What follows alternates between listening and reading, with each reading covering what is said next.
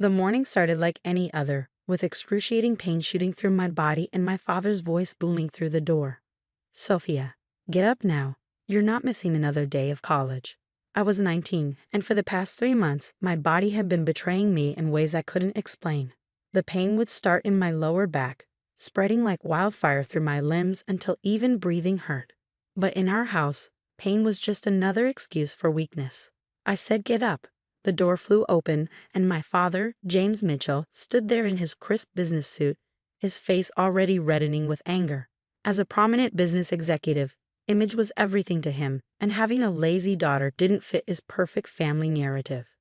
"Dad, please," I whispered, trying to sit up despite the stabbing sensation in my spine. "Something's really wrong. I need to see a doctor." His laugh was cold, cutting through the air like ice. "A doctor? For what?" "So you can waste more of our money proving there's nothing wrong with you." The last 3 doctors found nothing. He was right about that part. 3 different physicians had run basic tests, finding nothing obvious, but none had done the extensive testing I'd been begging for. Each time, my father's imposing presence and insistence that I was acting out had swayed them toward his view. My mother peeked into the room, her face lined with worry but her voice silent. She'd stopped defending me weeks ago after Dad threatened to cut off my college funding if she enabled my behavior. "Get dressed," Dad ordered, yanking my blanket away. "You have 10 minutes." The simple act of standing sent waves of agony through my body. I grabbed my dresser for support, but my legs buckled beneath me. Instead of helping me up, my father stood over me, his face contorted with rage. Enough of this performance. His hand struck my face with enough force to snap my head to the side. "I've had it with your attention-seeking games." "James," my mother finally spoke up, rushing to my side. "She's in pain." "Pain?" he scoffed. "She's manipulating us, Claire, just like her aunt did before she ran off with that artist. It runs in your family, this dramatic behavior, this need for attention." The mention of my Aunt Sarah, Mom's sister who'd escaped our toxic family dynamic years ago, made something snap inside me. Through tears and gasping breaths, I looked up at him. "If you're so sure I'm faking, take me to the hospital right now. Let them do an MRI. If they find nothing, I'll never complain again." I saw the challenge register in his eyes. My father never backed down from a challenge. It was one of the traits that had made him so successful in business. "Fine," he spat. "We'll end this charade today. Claire, call the hospital and tell them we're coming. When they find nothing, Sophia, you're going to apologize to everyone you've inconvenienced with this nonsense." The drive to the hospital was silent except for my muffled whimpers every time we hit a bump. My father's knuckles were white on the steering wheel, his jaw clenched in familiar anger. In the emergency room, his commanding presence initially got the same results as always. The first doctor was ready to dismiss me with anxiety medication, but then something unexpected happened. Dr. Sarah Chen walked in, a new neurologist who didn't know my father and, more importantly, wasn't impressed by him. "Mr. Mitchell," she said firmly after examining me, "your daughter's symptoms are consistent with several serious neurological conditions. I'm ordering an immediate MRI." "This is ridiculous," my father started, but Dr. Chen cut him off. "What's ridiculous is that this young woman has been in obvious distress for months without proper testing. This stops today." For the first time in my life, I saw someone stand up to my father and win. He sat fuming in the waiting room while I was wheeled away for the scan. The MRI machine's loud clicking seemed to count down the moments until everything would change. I closed my eyes, equal parts terrified of them finding something and finding nothing. 2 hours later, Dr. Chen returned with the results, her face serious. She put up several images on the light board, pointing to areas that made my mother gasp and my father lean forward in his chair. "This," she said, indicating a large mass near my spine, "should have been caught months ago. Your daughter hasn't been acting, Mr. Mitchell. She's been suffering from a spinal tumor that's been growing increasingly aggressive." The word tumor seemed to echo in the small room. I watched my father's face drain of color, his usual confident posture crumbling as he stared at the images. But she's only 19, he whispered, his voice suddenly small. "She can't." I didn't. "She needs immediate surgery," Dr. Chen continued, her voice gentler now. "The good news is we caught it before it could cause permanent damage, but only barely." My father turned to look at me, and for the first time in my life, I saw his eyes fill with tears. The hand that had struck me hours earlier now trembled as he reached toward my face, stopping short of touching the bruise he'd left. The mighty James Mitchell was breaking, and this was just the beginning. The days following my diagnosis existed in a strange, suspended reality. My father, who had built his life on control and authority, seemed to shrink with each passing hour. The bruise on my cheek faded, but its shadow lingered in his eyes every time he looked at me. Dr. Chen scheduled my surgery for the following week. The tumor's position is precarious, she explained. We need to act fast, but the procedure carries risks. There's a chance of paralysis if anything goes wrong. I watched my father during these meetings. The man who once dominated every room now sat silent, taking frantic notes with shaking hands. During one consultation, when Dr. Chen mentioned possible complications, he actually excused himself. My mother found him vomiting in the bathroom. The night before my surgery, I couldn't sleep. The pain was constant now, but it wasn't what kept me awake. From down the hall, I heard sounds I'd never heard before, my father crying. I did this, his voice carried through the thin walls. I made it worse, Claire. Our baby was suffering, and I hit her. What kind of monster am I? My mother's response was too quiet to hear, but the sound of my father's breakdown continued.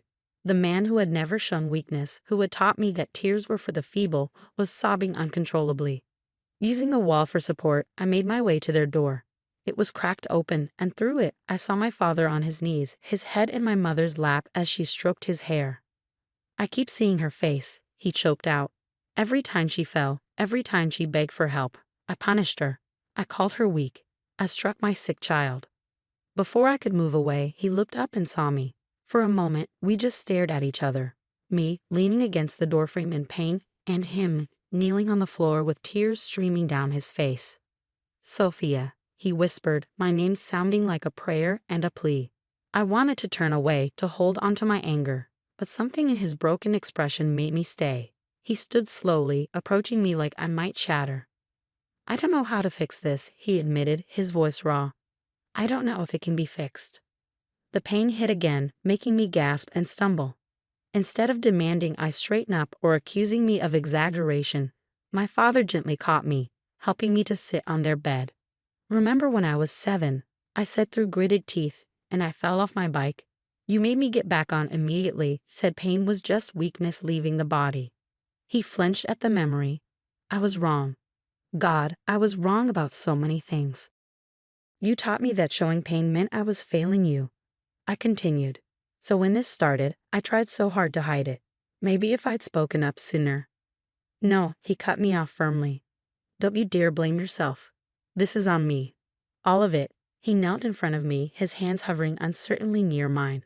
I was so focused on making you strong, I became your greatest weakness. My mother sat beside me, wrapping an arm around my shoulders. For the first time in months, I let myself lean into her comfort. I'm scared, I admitted, something I would never have dared say before. Me too, my father whispered, and those 2 words represented the biggest change of all. James Mitchell, admitting fear, admitting weakness, admitting he was wrong. He reached up slowly, his fingers ghosting over the faded bruise on my cheek. When you get through this, not if, but when, things will be different. I will be different. How can I believe that? I asked, the question holding years of doubt. Because I've never been more terrified of losing anything in my life, he answered, his voice breaking. Not my company, not my reputation, nothing. You're my daughter, and I almost let my pride blind me to your pain. I don't deserve your forgiveness, but I'm begging for the chance to earn it. Later that night, as I lay in my bed trying to find a position that hurt less, my door creaked open. Instead of the angry demands I was used to, my father entered quietly, carrying a chair. I thought, maybe I could sit with you for a while, he asked uncertainly. When I nodded, he settled in beside my bed. Try to rest. I'll be right here. As I drifted between sleep and pain, I heard him speaking softly. I remember the day you were born, he said, probably thinking I was asleep. You were so small, so perfect. I promised I'd protect you from everything. Instead, I became something you needed protection from. Please, God, give me the chance to make this right. Morning would bring the surgery and all its uncertainties.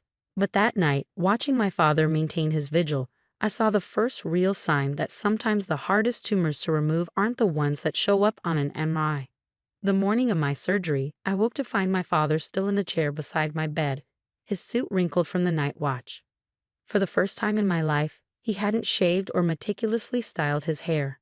The mighty executive who once fired an employee for wearing the wrong shade of blue looked completely undone.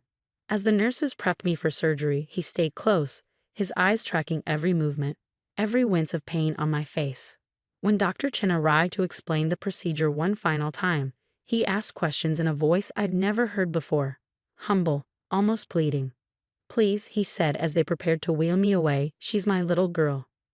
Those words, so simple, yet he'd never said them before. I'd always been his legacy, his successor, but never just his little girl. The last thing I saw before the anesthesia took hold was my father pressing his hand against the viewing window, tears streaming down his face. I learned later that during the 8-hour surgery, my father never moved from the waiting room. My mother tried to make him eat, but he couldn't. His assistant called about an emergency board meeting. He told her to give his position to someone else.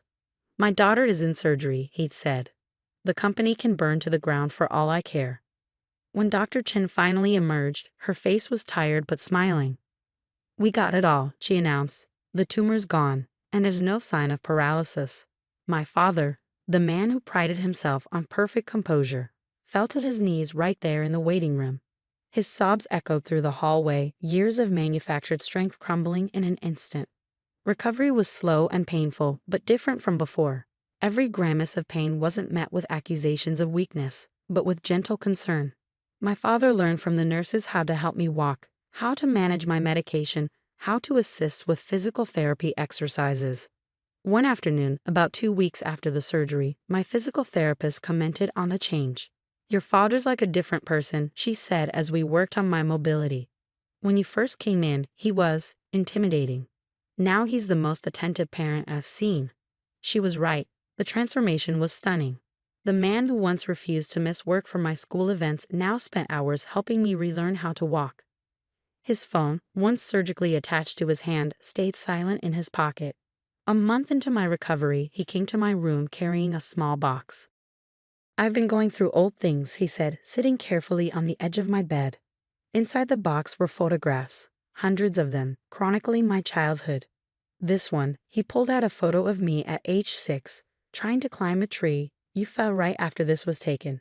Instead of comforting you, I made you climb it again. I thought I was teaching you resilience." His voice cracked. "I was teaching you to ignore your own pain." He showed me picture after picture, each one accompanied by a memory and an apology. The father who had never admitted fault was now acknowledging every mistake, every moment he chose in pride over love.